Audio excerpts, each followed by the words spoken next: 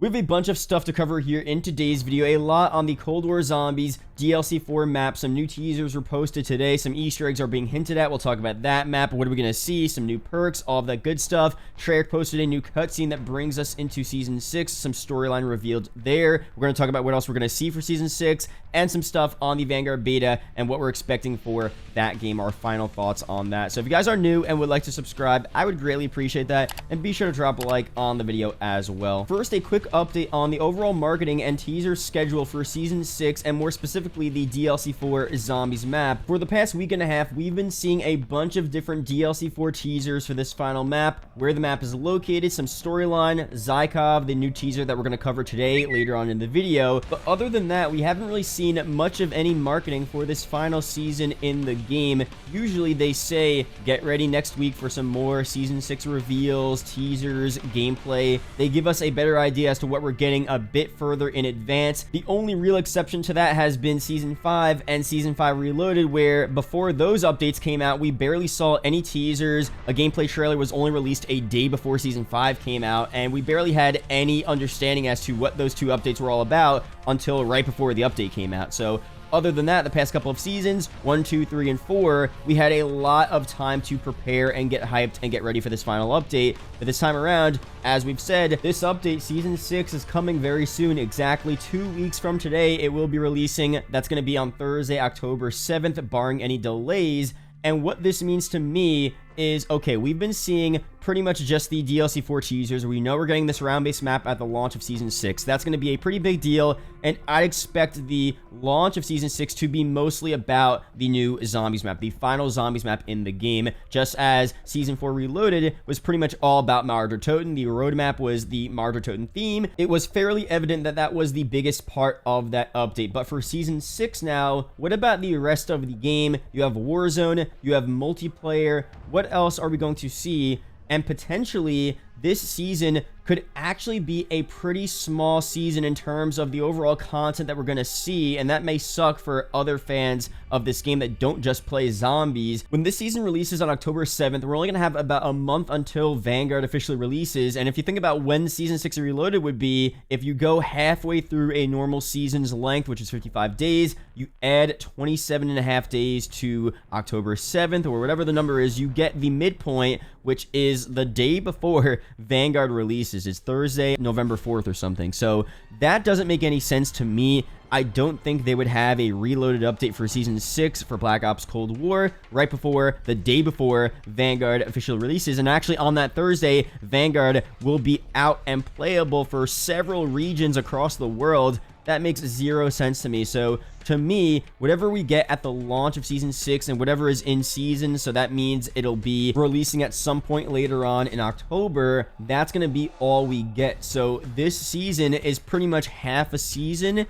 it might not have a lot of content. We'll get that round-based map, but as Treyarch already confirmed, no more Outbreak maps. Probably no more Outbreak objectives. I can't see them doing a third Outbreak Easter egg at this point. If they want to do it in Vanguard, that's probably what they're planning. Maybe Onslaught will get a minor update. For MP, we'll probably get one new 6v6 map, a couple more remakes. I don't think this season will be as big as some of the past seasons, which does suck, but it makes sense as they're moving forward to Vanguard with zombies, and they also have to start developing their next game in 2023. So at this point, I understand why it's a smaller season. It's only a month until Vanguard comes out once this season releases. So I just wanted to warn you guys on that. No confirmation here. This could be one of the biggest seasons of all time, but looking at the dates, looking at the content we're expected to see, it really doesn't look like it. But again, that's not that big of a deal anyway. We had a great year with Cold War, and why not just move forward here with Vanguard and let Treyarch work on their next couple of titles, or year 2 for Cold War if we do potentially get that, and all of that good stuff. If you guys didn't know, there's actually a really cool way to get free gaming rewards ranging from Steam credits, video games, or even entire PlayStations or Xboxes. Mythia, the sponsor of today's video, is a debit card made specifically for gamers. There's no monthly fees,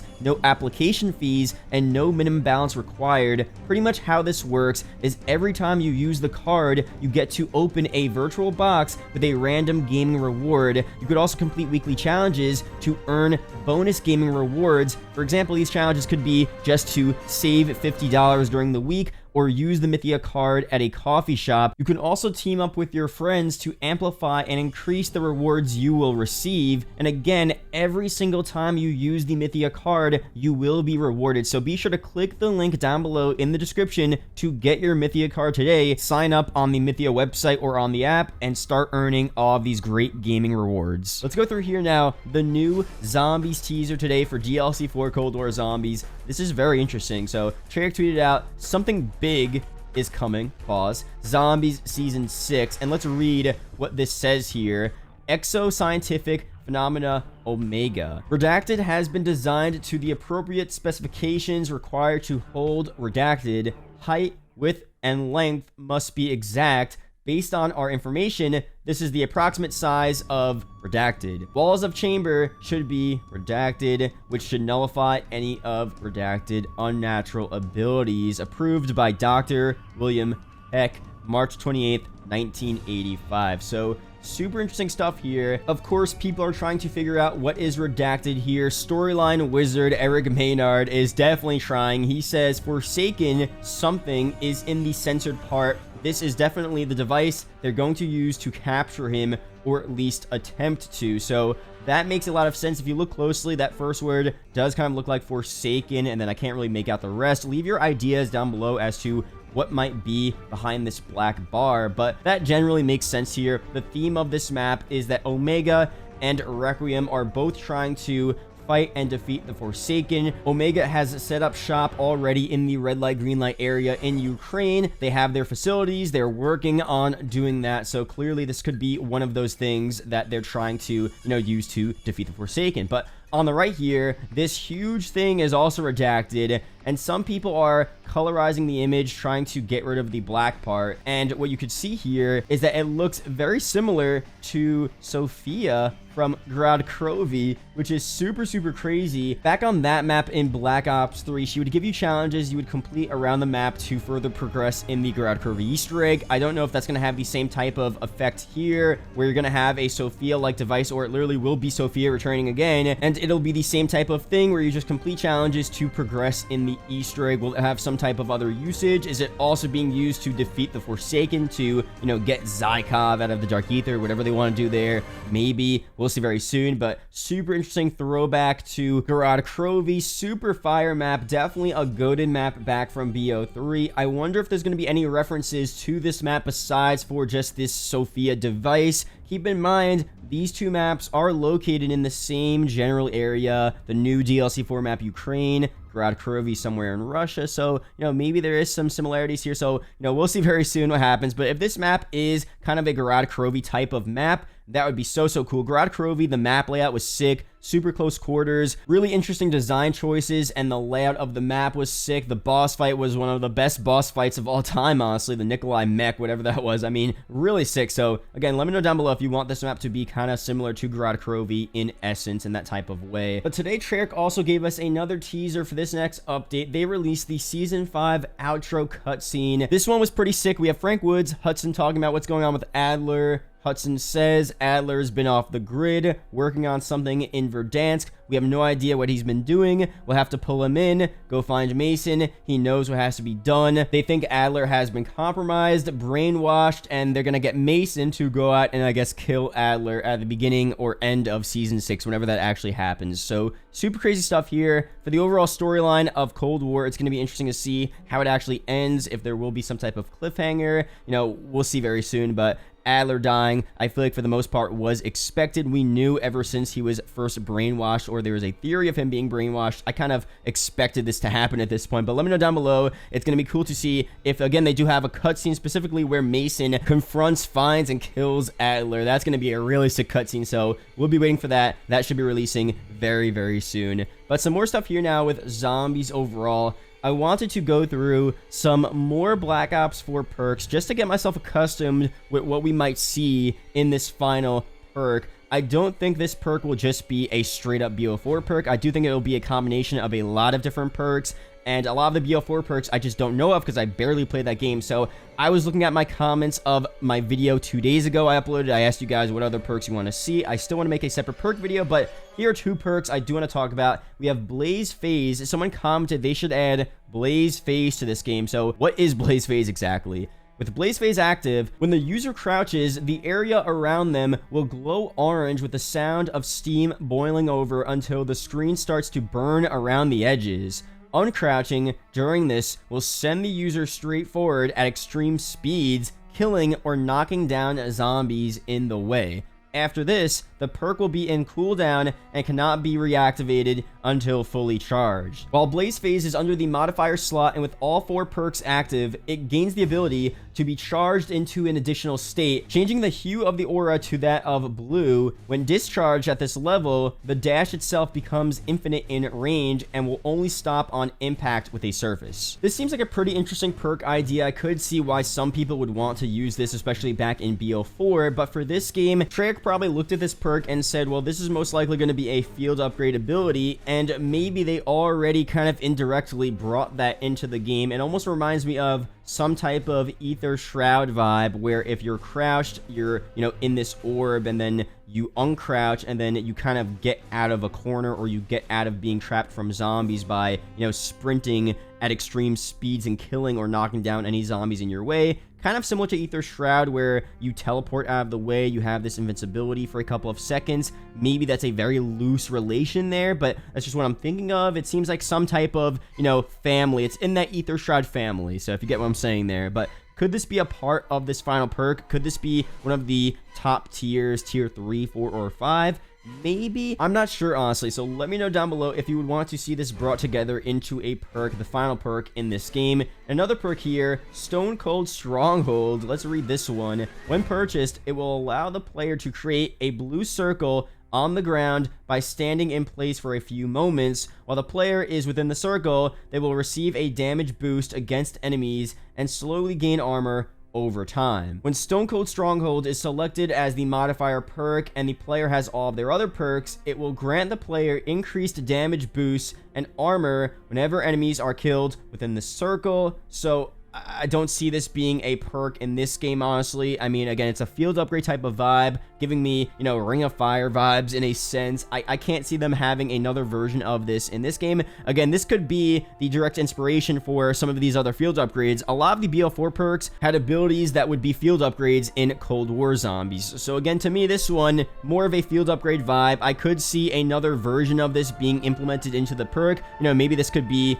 tier 3 or something of the final perk. And we don't know what this perk is going to be, but I could see that being possible, although I think it's less likely. So for me, Blaze Phase, Stone Cold Stronghold, good ideas, good perks. I didn't really use them back in BO4, but I really can't see them being a part of this game. But maybe you guys disagree with me on that. Let me know down below. And also today, Mr. Dog JD posted a video about a custom map on BO3 of pretty much a Verrucht 2.0 map. It's a World at War Zombies type of vibe. It's super, super cool. And during the video, he talks about what he wants to see for Vanguard zombies and how Treyarch are going back to the World War II era in zombies for the first time since World at War, which released over 10 years ago, a super long time ago, and I personally love that setting for zombies. Anytime I play World at War, no mods, no nothing, but back on the original game, and I play those maps, those vibes are just so good. It's the right amount of scary. It's difficult. The sounds, the ambiance, the atmosphere is so creepy. It's such a good vibe for zombies. And again, we don't know for sure what they're doing for Vanguard zombies. We know it's a prequel to the Dark Aether. We're in the 40s. It's a World War II vibe. It's going to be similar to Cold War, but